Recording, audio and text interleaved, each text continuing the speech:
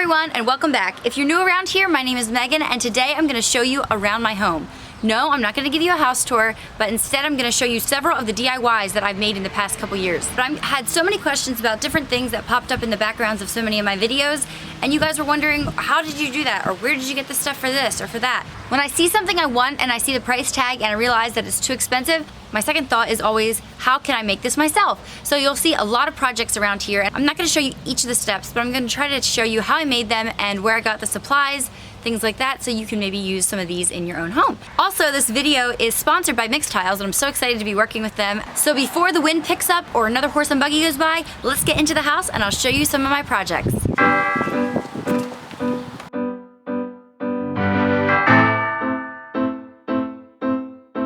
So as you come inside the door here, this house was built with like a big square cubby hole type of thing. I'm not sure what it was supposed to be for, but we use it as storage. I didn't feel like bugging my husband to make a door to fit this, to hide all the clutter. So I decided to take some leftover fabric that I had and I just hung it kind of like a curtain. But to add a little bit of detail and interest to it, I used a Sharpie marker and printed out some words that I liked from Pinterest, and I laid the paper underneath, and then I just used a Sharpie marker and traced over everything. And it didn't bleed at all, really, as you can see here. It says, "Let's stay home." And I don't know, it just adds a little bit of interest. I got my mom to serge the edges, and then I just folded the top over about an inch and sewed it down, and that made a tube across the top, and I slid my curtain rod through that, and voila, there we go. An easy DIY project that I probably did in under half an hour.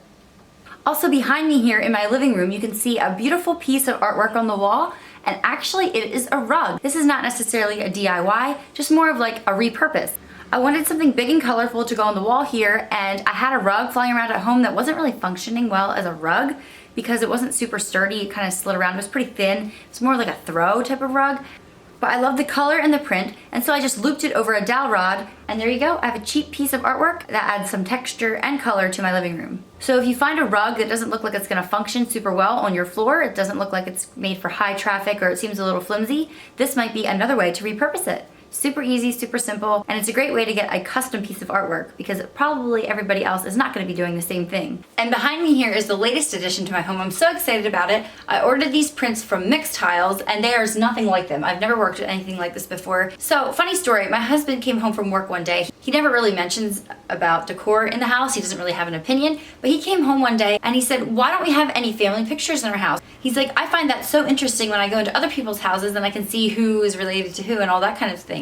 And I did originally have a few of our wedding pictures displayed in our home right at the beginning, but I kind of got away from that because I felt like every time I hung pictures on the wall, they just got outdated really fast. You know, they just seemed like they weren't fitting for the season or whatever. And so I just got away from it for a while. But when he said that, I'm like, you're right. Adding photos just adds like a personal touch to our house.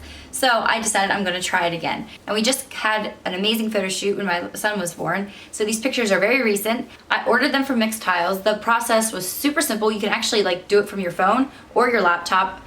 They have technology that automatically centers the picture, and it'll send you a little warning if the picture is gonna be of bad quality. So the ordering process was super simple. I was so excited when they came. Me and my daughter unboxed them together. The box was super lightweight because these Mixtiles are super lightweight. And the earth-shattering thing about these things is that you don't need any nails, screws, anything like that. You don't have to get a tape measure out even, because it's just sticky on the back.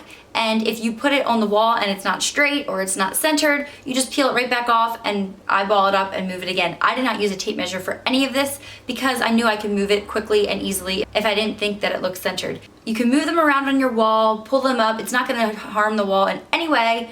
I put some in my kitchen as well. Kind of fun and relaxing to play around with them and put them in different configurations. And I thought about it, I'm like, these would be a super awesome gift as well. Because all you gotta do is order pictures that you know your parents or a friend will like, and then they can decide where they wanna put them in their home because they're small enough that you can put them just about anywhere, and they can move them around in their home if they don't like them where they put them the first time or whatever. Anyway, enough about that. So I played around with them a bunch and tried a bunch of unconventional different ways of styling them. And in the end, I just did a 3x3 grid, just kind of like you see on Instagram. They have 4 different kinds of frames, so there are other options. You want to go online to Mixtiles and check it out. So you'll spend $49 for the first 3 tiles altogether, and then each additional tile you get after that is only $9. and they were nice enough to give me a discount code for my viewers. So if you decide you want to try these out, just click the link down below and it'll take you right to their really easy website, and you can use the code to get 10% off. And then over here on my kitchen wall, I had several questions about where I got this print from. And actually, it was a funny story. Me and my sister were just sitting around painting one day, and I had a canvas here that I had messed up on. So I wrapped it with burlap, as you can see, and just stapled it down all across the bottom. I actually did a really fast and sloppy job of it, but you would never know. This painting is probably almost 5 years old.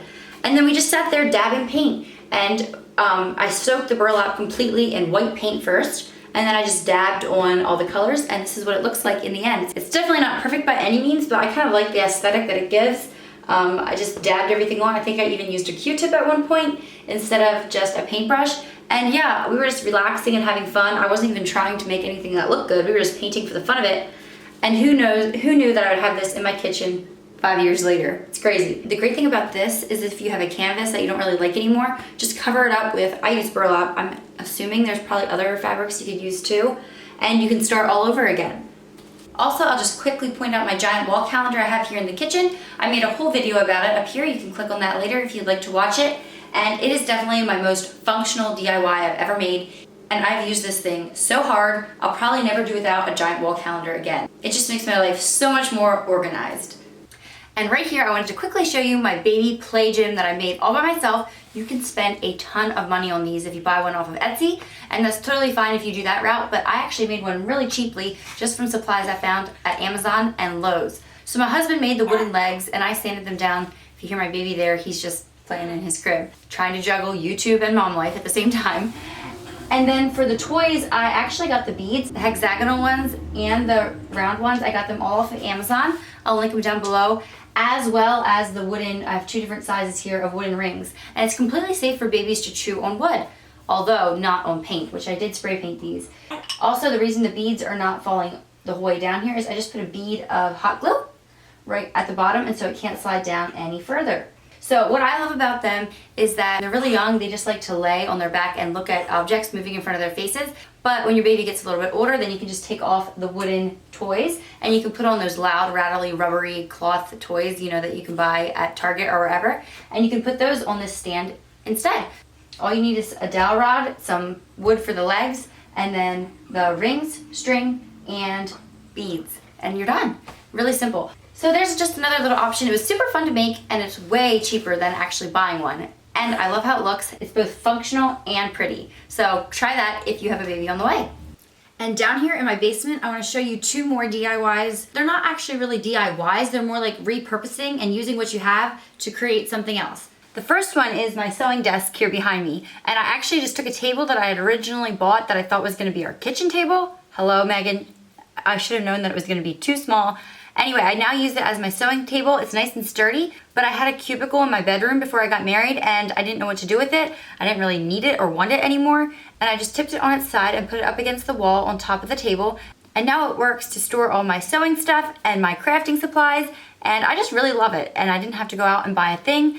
I just used something that I already had. And right now behind me, you're looking at my play area in the basement. I don't have toy boxes. Instead, I just use crates.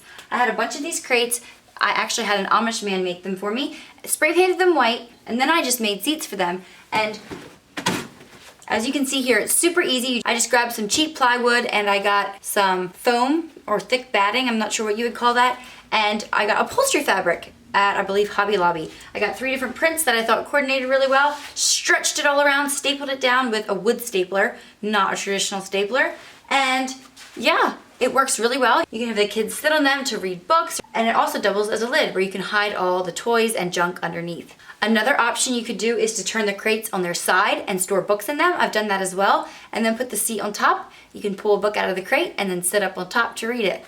And just like that, we're back in the living room. I could have shown you so many more DIYs that I have around my home. I'm so sorry if you wanted to see step-by-step directions, but I think most of the projects were pretty self-explanatory, and I tried to show you just a little bit how I did them. So if you're not sure, Google further. I'm just hoping that with this video I can get your mind rolling, help you to think creatively, and maybe not go out and buy something new, but use what you have already to create something beautiful in your home.